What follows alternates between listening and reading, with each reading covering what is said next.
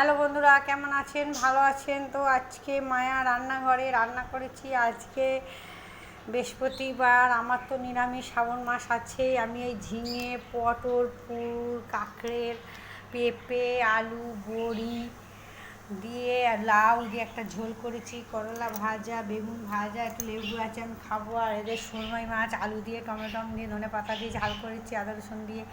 আর তাই চিংড়ি মাছ কটা ছিল এর মধ্যে দিয়ে দিয়েছি, লটিয়া মাছের ঝাল। আজকে এরা এই খাবে, তোমার দাদারা, আমার ছেলে আর আমি এই খাবো নিরামিষ। এই বেগুন ভাজা দিলাম, বন্ধা পাতে, করলা ভাজা আমি একটু নিলাম, ফুল ভাজা।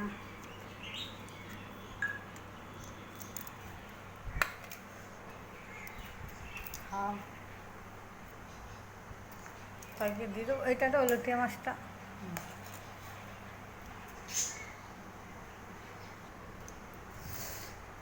শোল মাছটা কিরকম রান্না হয়েছে? আলু, টমেটো, ধনে পাতা দিয়েছি।